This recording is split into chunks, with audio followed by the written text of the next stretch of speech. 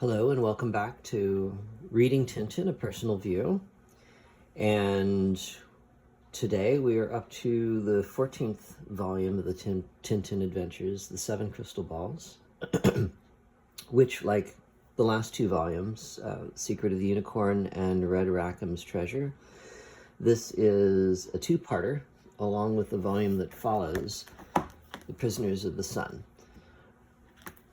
And before we get going, just a quick note to say that if you are enjoying these videos, or if you enjoy any of the other things that I put up on YouTube, music, videos of me drawing my own comics, so forth, then please hit the like button or subscribe as I continue to try to build this channel. And also consider supporting my projects and those that I'm doing with my wife and my partner, Kiara, on our Patreon site, patreon.com/Sean and Kiara. And consider becoming a paying member. And there you'll get early access to videos that I produce, that we produce, a sneak preview of things that we're working on. We have two graphic novels. One that came out a few years ago, Lucy in the Sky, published by First Second.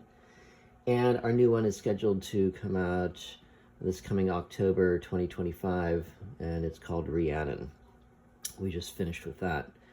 And in the meantime, I'm working on other comics projects and video projects, and you can see all of that on our Patreon site, along with regular postings of artwork and things from my sketchbook.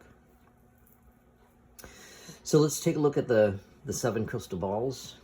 I have my original English language edition here, and with the hardcover French album.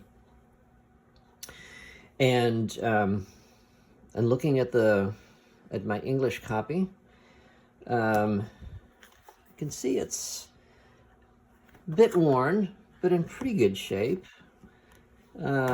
Similarly, the one that follows, The Prisoners of the Sun, they're both in pretty good condition.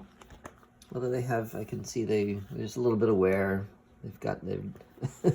They've received some reading. And these are both Magnet editions. So Magnet was a Canadian publisher of the Tintin books for a while. I'm not sure what their affiliation with Methuen, but Methuen was the British publisher and also the Canadian publisher for some time. And I think Magnet might have been affiliated with Methuen at some point, at least at the time that I bought these. So I probably bought these when I was a child on one of my family's trips to visit our Canadian relatives. And so these would have been some of the earlier of the volumes that I read when I was still a child. And I remember reading this one first, though.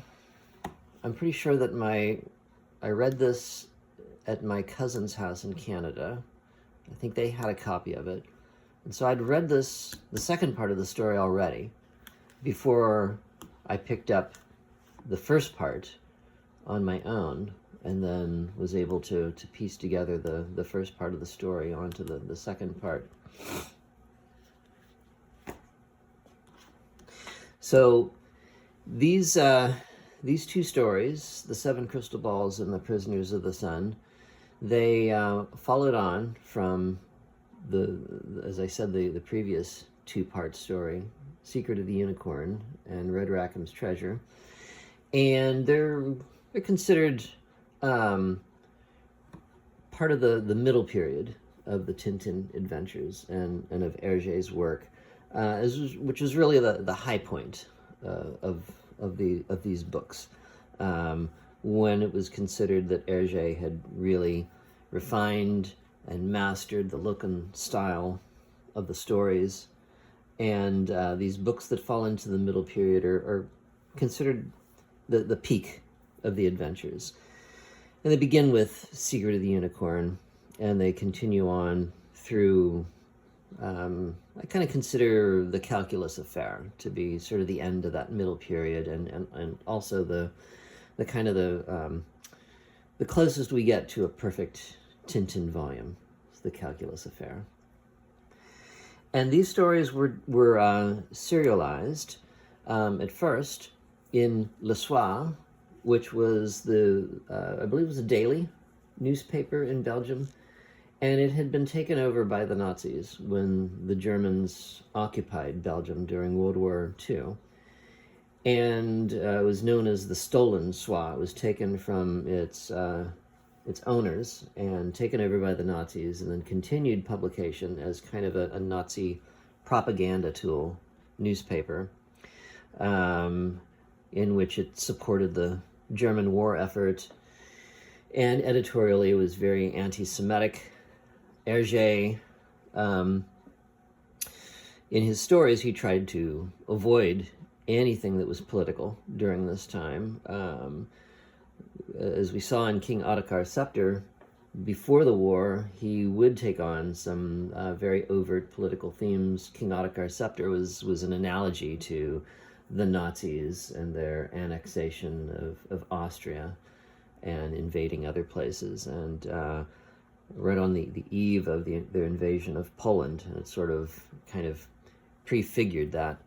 But once the Germans had invaded Belgium and had taken over Le Soir, and Herge was still seeking a place, an outlet for for his Tintin comics to be published, he took a more escapist adventure sort of route with the stories, really avoiding anything that was political. And so one could not accuse him of taking part in the anti-Semitism that was ongoing in Le Soir, but still, just by association, he was seen as a collaborator by allowing his Tintin stories to be published in this Nazi occupation newspaper, and got him into a bit of trouble when the war ended. And as we'll hear about, this happened in the middle of Herge creating this particular storyline. So he began serializing the Seven Crystal Balls in Le Soir, and it was around about page 50 in the story that he had succeeded in serializing, about this point in the story, that Belgium was liberated by the Allies, and Le Soir was underwent another change. So its Nazi editors were fired. The whole staff of Le Soir was fired, including Herge, and was replaced by a new staff. And at that point, publication of this story and of Tintin in Le Soir ended, and wouldn't be taken up again for another 2 years, as Herge sought to clear his name and to find another outlet for Tintin to be published. So I believe he began serializing this in 1943, and it wasn't until 1948 that this and The Prisoners of the Sun were finally published in book form. The serialization was finally completed, and they were able to be published in book form. And again, unlike the earlier adventures, these two were published in book form without too much alteration, other than a lot of editing. There was a lot of artwork that was not used in the serialization, that was cut out of the book form, but none of the redrawing that happened in the earlier adventures. Okay, so we'll talk a little bit more about the end of Le Soir and what happened afterwards when we take a look at The Prisoners of the Sun. But let's go ahead and open up this volume. And this has a few interesting things about it.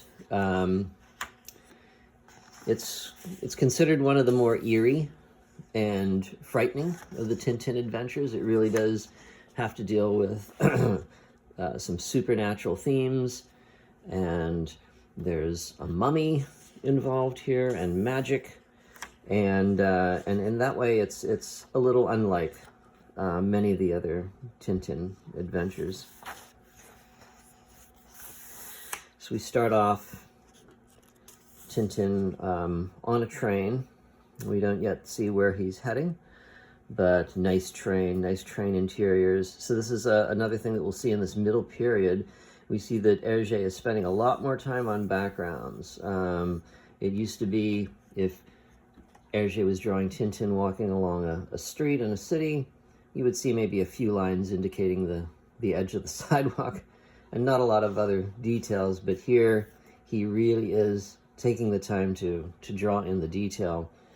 And people consider this the influence of his collaborator at the time, Edgar P. Jacobs, who went on to do his own strip, Blake and Mortimer, in a similar style to Herge's. But Edgar P. Jacobs was really big into backgrounds and historical detail and costuming and all of that, and so we see his influence here. And as the story opens, Tintin's reading a newspaper article. One of his fellow passengers is sort of looking over his shoulder at the same story. And we see something that Herge does a lot, taking an excerpt of a news story to sort of give us a setup for the story. And we read here that an expedition, the Sanders-Hardiman expedition, has returned to Europe after 2 years abroad in Peru and Bolivia, during which time they've discovered an ancient Incan tomb, which they have figured belongs to an Incan king by the name of Raskar Kapak. And one thing of note about this is at the beginning of the news article, we read that this article is coming out of Liverpool Thursday. The 7 members of the Sanders-Hardiman ethnographic expedition landed at Liverpool today. Back in Europe, blah, blah, blah, blah, blah. So again, with these English translations, there's this attempt to set Tintin and his home base in England rather than in Brussels, in Belgium, which is where they are properly set in the French versions. So I've mentioned this before, these English translations sort of, when I read these as a kid, I read these thinking that Tintin was English and that his home was in London, and little clues sprinkled throughout the English translations which would lead people to think that. And his passenger comments that no good will come of this. Remember what happened to the people who discovered King Tut's tomb, all of them dying in mysterious circumstances. Well, the same thing will happen to these guys. And Tintin says, "You think so?" He gets off the train at Marlinspike. In the original French version, this would have been Moulin-Saint, but the English translators changed the name of Moulin-Saint to Marlinspike, a more English-sounding name. And Marlinspike, of course, we were introduced at the beginning of the last two-parter adventure. Was originally the home of the Bird brothers, the antique dealers who were involved in that adventure. And then eventually we find that Moulin-Saint was the ancestral home of Sir Francis, or of Captain Haddock, belonged to his ancestor, Sir Francis Haddock. And at the end of Red Rackham's Treasure, of course with the help of Professor Calculus's payout that he gets from the government for his submarine adventure, they're able to buy the estate at auction. And so here now we have a new home base for the adventures, Marlinspike Hall, and sort of a classic panel here of Tintin walking up along the grounds of Marlinspike Hall. We see this same panel several times throughout the adventures as Tintin goes to visit Captain Haddock. And we see here that Nestor has been retained as the butler of the mansion of Marlinspike. He was the butler to the Bird brothers when they lived there as well. Tintin is asking about the captain. Nestor says, well, he's not here, but he'll be home soon. Here comes his horse. He says, oh, here's the master. And in walks Captain Haddock. And we see him now considerably changed from how we remember him in the last few adventures. He's now dressed as in the style of the Lord of the Manor, with his riding crop and his jodhpurs, his riding boots. And at first he doesn't seem to recognize Tintin. Tintin says, hello, Captain. He says, good day, my dear sir. Good day. Excuse me for just a moment. And he calls to Nestor to please bring me another one. Nestor comes carrying a tray, and we see that Captain Haddock has adopted the affectation of wearing a monocle. And when he puts it in, he seems to recognize Tintin. Upon my word, it's Tintin. He's even speaking in a kind of an upper crust way. Delighted to see you, my dear chap. And here we see Professor Calculus is also living at Marlinspike, and another clue in the English language translation that we may be in England rather than in Belgium. Captain Haddock is referring to Professor Calculus and his dowsing pendulum, which we see in the last adventure. Professor Calculus is interested in the art of dowsing, by which he uses a pendulum and the way it swings to find certain things. And Captain Haddock says, here he comes now, still crazy about his dowsing, as you see. The dear fellow is convinced that there's a Saxon burial ground in the neighborhood, so he's decided to find it. So a Saxon burial ground would have been in England. There would have been no Saxon burial grounds in Belgium. If we look at the French language version, Captain Haddock says he's looking for a Merovingian tomb, which would have been more appropriate for that area, that part of the world. The Merovingians would have been Frankish kings that would have ruled in that part of Europe during the early Middle Ages. And as we head into Marlinspike Hall, we're introduced to the cat that now lives in Marlinspike, a Siamese cat. And we see the adversarial relationship between Snowy and the cat. This is a great page, full page for one physical humor stunt. This is the type of thing that I've mentioned before Herge is just wonderful at. He's able to devote 4 tiers to the stunt, where first Snowy tears off chasing after the cat. He's skidding across the polished floor right into Nestor as Nestor is walking with a tray full of drink and glasses. Slams into him. Nestor's losing his balance, trying to keep the bottles from falling off the tray. Meanwhile, Snowy and the cat are circling around. He does one of these great flips in the air, which I've mentioned before. I've looked at how Herge draws this particular kind of physical stunt and copied it in my own work. He lands on his hand, manages to balance on one hand and one foot. A nice little detail here. So, of course, people don't dress like this anymore, so you can't really use this type of humor where, somebody gets into a tussle or into a fight and their button collar becomes unbuttoned. And here we see Nestor's butler uniform, his outfit. He has one of these old-fashioned shirts with a bib front that's buttoned down towards the belly, and it has become unbuttoned and is flipping up. A great little gag. You can't use this anymore. Nobody, I don't think butlers even dress like this anymore.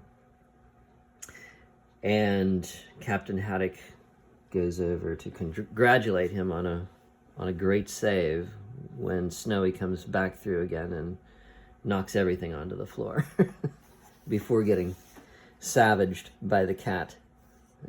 He's really in bad shape as he comes out from behind the corner there and gets a scolding from his master. You miserable animal, that's your handiwork. So Captain Haddock leads Tintin to the upstairs to his study, or wherever we are here, where he's got a magic setup. He's been studying a magician that he's been watching in a music hall. First, he has to get another monocle out. We see he's got a box full of them. The monocle is very soon lost. He sort of abandons it in the story. But here he's still trying to keep up the appearance of someone who deserves to live in a place like this. He's been studying this magician that he's been going to a music hall to see repeatedly, trying to figure out how he does his trick where he turns a glass of water into whiskey. And he goes through all the motions, says the magic word, waves his hand over it. He says, "Oh, voila, now. Would you kindly tell me what's in the glass under there?" "In the glass? Water, I suppose." I said, "Water, don't make me laugh. Have a look. Lift up the cylinder." Another great page where Herge has just spent 3/4 of a page on this alone, where Haddock is incapacitated by laughing, ends up in his wingback chair, and we see Tintin first lifting up the cylinder, looking at the glass, sniffing it, studying it, before finally saying, "I'm sorry, Captain, but there's something here I don't quite get. You see, it still is water." And Captain Haddock says, "Water, that's a good one. You're a real comic. Water," he says. He takes a drink of it. Of course it is water. He spits it out. Water is like poison to Captain Haddock. Out goes his monocle again. And here we have, now we're starting to see the real Captain Haddock again here. At the start of this page, his hair is still nicely combed and parted. We see a little bit of a shine, a highlight in it. He's been oiling it back with some sort of hair product. And by the end of the page, his hair's all messed up, like it normally is. And we see Captain Haddock is back to his normal self again. So they decide to go to the music hall to see the magician once more. And here we see a nice street scene. These kind of scenes are very hard to draw, where you have to draw lots of people. I tend to try to avoid them if I can, but they're very effective. And as we'll see here in this whole theater sequence, Herge, and probably with the help of Edgar P. Jacobs, does a spectacular job where he has to draw so many panels where there's lots of people, lots of scenery. I can't think, it must have taken him forever to draw some of these pages. But it didn't, because he had to crank these out on a daily basis in Le Soir, and then after that in Tintin magazine, which is where he continued the story on a weekly basis. So he really would have been quite a workload to try to crank out a couple pages. Would have been the equivalent of a couple pages a week. I struggle to get one page of my own comic done in a week's time. That's quite a workload that would have been. So here we're at the theater, and we see that it looks like it's called Captain Haddock does mention that it's at a place called the Hippodrome, and we see the sign here. Interestingly enough, in the French version, it's not called the Hippodrome. They, in the English versions, they have to go and change a lot of the signage to English, including some of the names of the buildings and the places. And here we see in the French version, it's actually called music hall, which in the word bubble we see it's the theater is the Music Hall Palace. So they changed that to the Hippodrome for the English version. And Tintin's reading the program. We get to see what's coming up before we get to see the magician. First up is a fakir, Ragdalom the fakir, and Haddock says he's incredible as well. Now, the last time we encountered a character like this, an Indian fakir, was in the Cigars of the Pharaoh. And they're usually kind of, Herge sort of presents them in a mysterious, kind of menacing way. And well, Ragdalam is not a villain. Still, he's got, there's something sort of sinister about him. His look, his dark glasses, the way he introduces his act is very flowery. He gives all his bona fides here, where he's received his powers and the order of the Grand Naja that he's been inducted into by the Maharaja of Hambalapur. And then he introduces his assistant, or his partner in his act, Madame Yamala. Madame Yamala is an interesting character. I was always fascinated by her, and Ragdalam, but more so her, even though she only appears in just a few pages in this book. This is her only appearance in the adventures.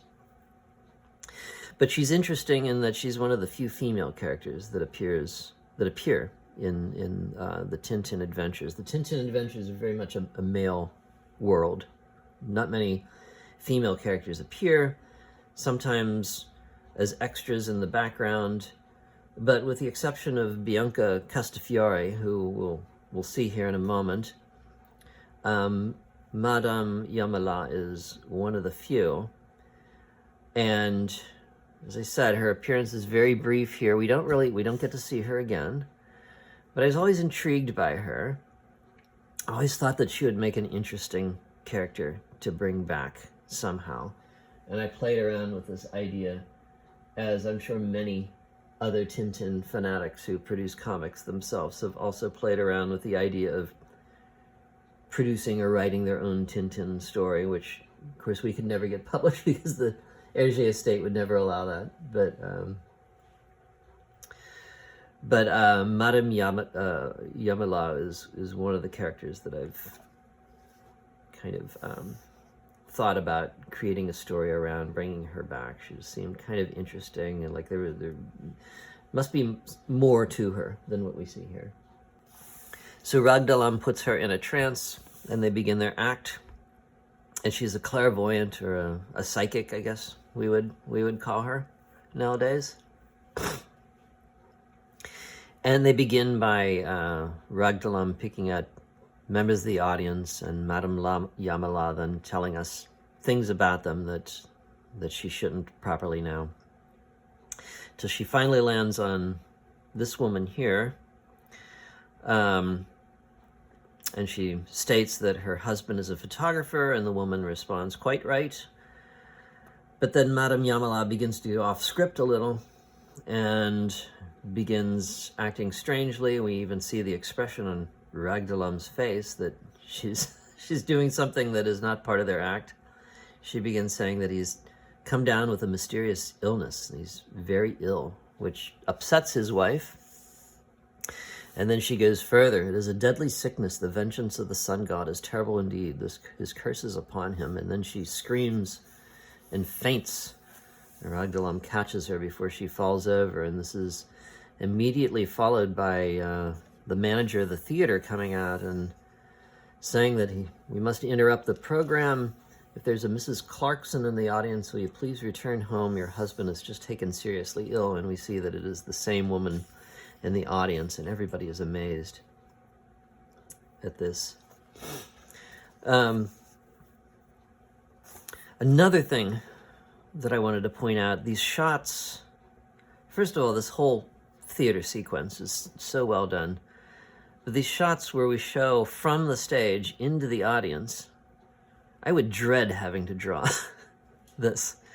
And here Herge does it many, many times, where we see a shot from the view of the actors on the stage into the audience, and we see all the audience members are drawn.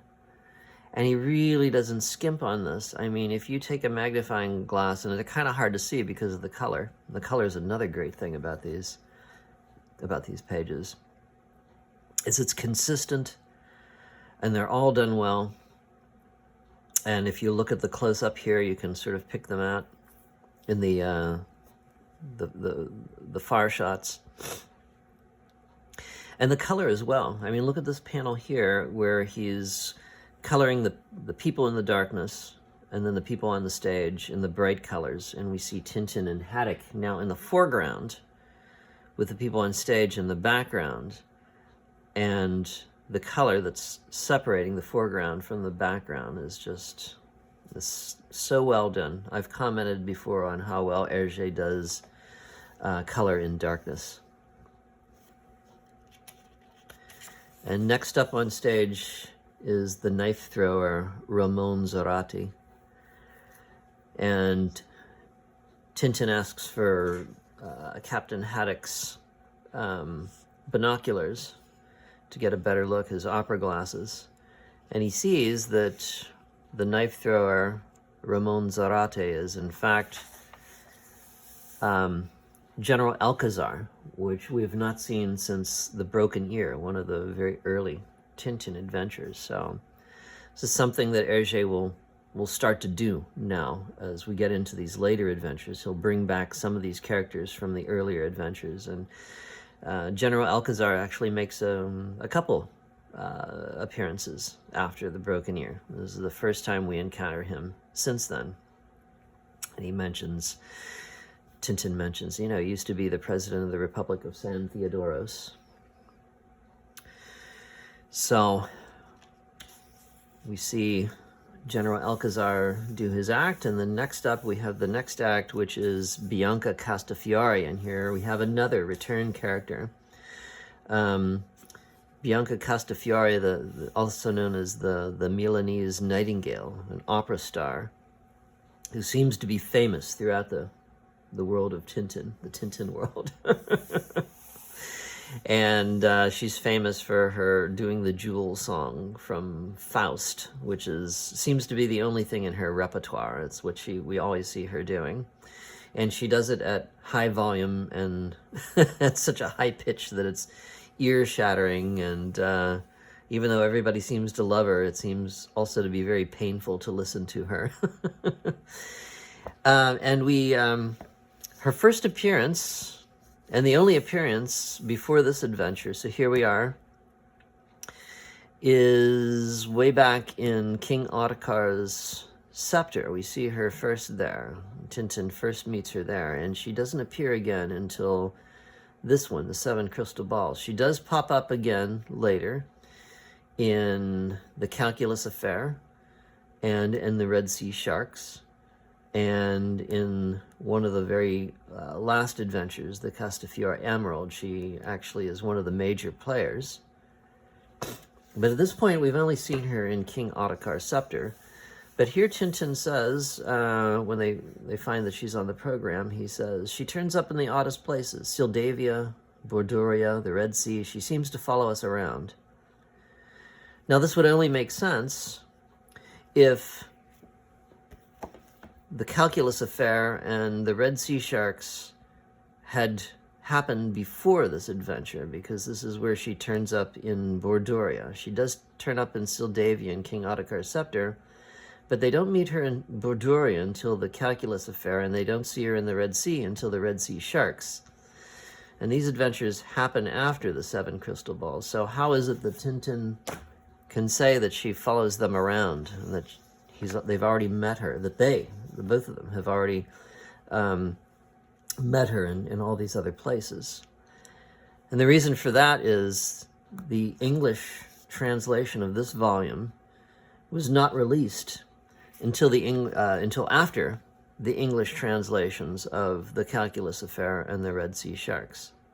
So this did not come out in English until after these two had appeared already in English. So English readers would have already been familiar with them encountering Castafiore and these other two adventures. And so they inserted this bit of dialogue as a way to give a wink to the readers, the English readers. But it doesn't make sense if you're reading them in the order that they were published. This would have only been the second time that Tintin encountered her, and first time that Captain Haddock would have encountered her. And as we see, is too much. Her singing is too much for Snowy, who begins howling, and they have to take him out of the theater. And so to pass the time until the magician makes his appearance, they decide to go see General Alcazar in his dressing room, and they are having trouble finding their way around the labyrinth of the backstage of the theater. They decide to ask a couple people who are walking by, and they see that it is Ragdalam and Madame Yamela, and she's still apparently is in a bit of a state. She's not quite come out of her trance, as we see by the look on her face, and Ragdalam supporting her as they walk away. Again, a very intriguing departure of these two characters, and I always wished that they would come back. We would find out a little bit more about them. Of course, they never will know, except if I decide to do my own story with them. It's an interesting thing here. The newspaper that this clown is reading is, you know, when you draw newspapers at a distance, you don't put in a lot of detail. A lot of times, cartoonists will just leave it blank white with maybe a title, and here we see a little bit of a sketchy detail, make it look more like a newspaper. This is the English version. He's reading the racing special, and in the French version,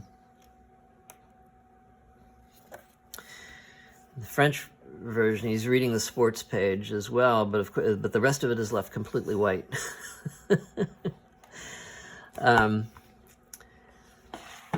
Just interesting thing that they would have taken the time to actually do more on it in the English version.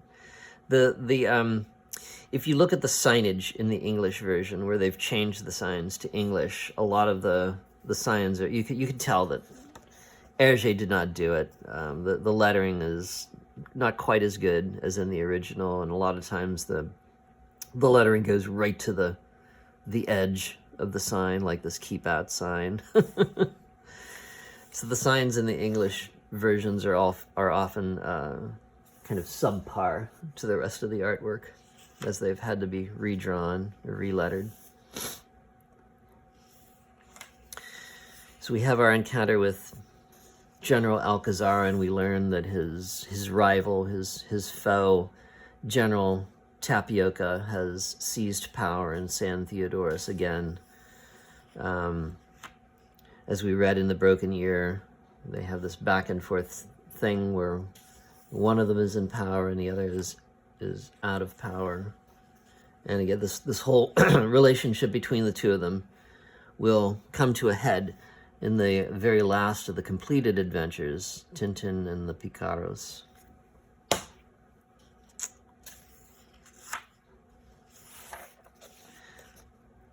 That's funny. We see the same clown here with the green hair. Sort of, there's a famous clown, I can't remember his name now, that had this sort of same shaped head, made that look famous. And then this is another great sequence. So, you know, all the detail, I mean, look at that.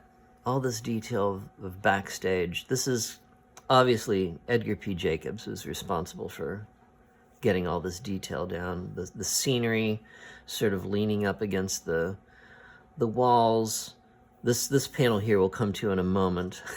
What's going on here? Haddock says, look, there's the door to the bar, and he opens it and walks right into a brick wall. He doesn't realize that it's a piece of scenery. Kicks it, the whole thing comes down on him.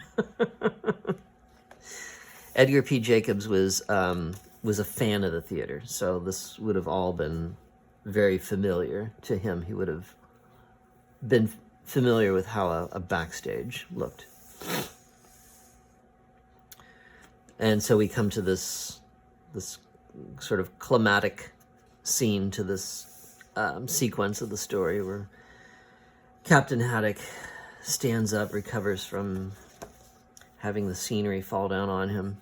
His head goes through the scenery. And he leans up against a column, which of course is another prop and is very lighter than it looks. Not a marble column at all. Knocks it over. It comes down on... So this is kind of complicated here. You have to actually look closely at the panels to see what's going on, because there's just so much drawing here. That might be one drawback of putting so much detail in here, is that it sacrifices clarity. You have to actually spend a little bit more time. Ironic, because the clear line style was meant to make story and artwork as clear as possible. But we see the head of the column coming down on a board which is propped up on top of a piano, and on top of the piano is a fake cow head. And so we have a seesaw kind of effect here, where the cow head flies up into the air and lands on Captain Haddock. It's stuck on him. He can't get it off, and he can't see where he's going. And he begins stomping away, getting tied up in some ropes connected to some more scenery, dragging it along with him. And out he comes onto the stage. Well, who should be on stage but the magician that they were going there to see is in the middle of his act, about ready to do the water into whiskey trick that they were there to see. And Captain Haddock comes out on stage and falls right into the orchestra pit, right into a kettle drum. A great ending to this sequence. And what a fantastic panel right here. This is one of those larger panels that maybe was not part of the serialized version, I'm not sure. But Herge would have inserted some of these larger panels to sort of make it fit the book format. But the audience, the theater, everything, I mean, the perspective, I mean, he's really at the height of his drawing powers here.